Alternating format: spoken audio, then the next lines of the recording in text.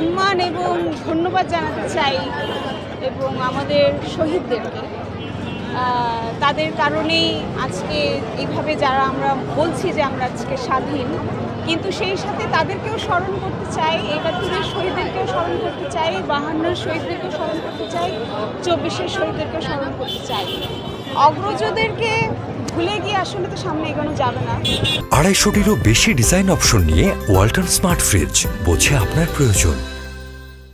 আর এই সময়ে যে ছাত্র জনতাকে আমি আসলেই স্যালুট করতে চাই। ১৮তে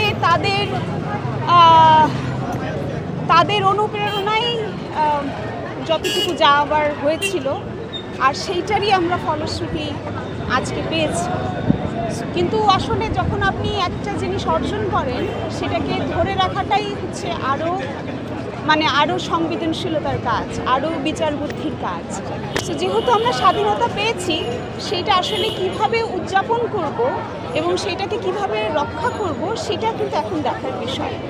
তো আসলে এই যে কদিনে যা যা ঘটছে, এই যে আমাদের সংখ্যালঘুদের উপর অত্যাচার হচ্ছে, আমাদের ভাস্কর্যগুলো ভেঙে ফেলা হচ্ছে, সেটা একজন মানুষ অথবা একজন শিল্পী হিসেবে, একজন সচেতন নাগরিক হিসেবে কখনো চাইনি, চাইবো না, এবং সেটার আমি ধিক্কার জানাই।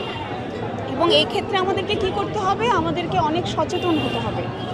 আমরা এক হয়েছি, আমরা জাতি অনেক দিন পর জাতি বর্ণ নির্বিশেষে এক হয়েছি।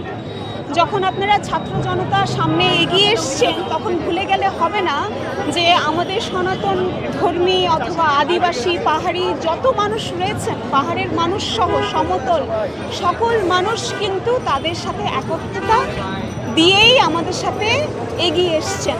সো এখন যেহেতু আমরা স্বাধীনতাটা অর্জন করেছি আক্ষরিক অর্থে, সেটা প্রকৃত অর্থে অর্জন করতে হলে অবশ্যই তাদেরকে নিয়েই দেশটা গঠন করতে হবে, তাদের নিরাপত্তা নিশ্চিত করতে হবে, আমাদের বাক স্বাধীনতা নিশ্চিত করতে হবে।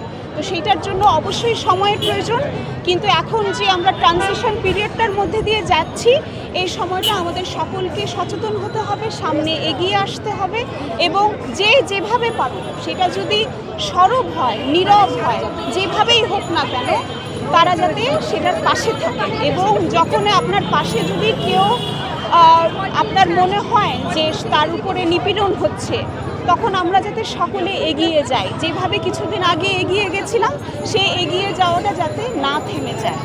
তো এটাই আমার বলার ছিল, একজন মা হিসেবে, একজন বোন হিসেবে, একজন নাগরিক হিসেবে।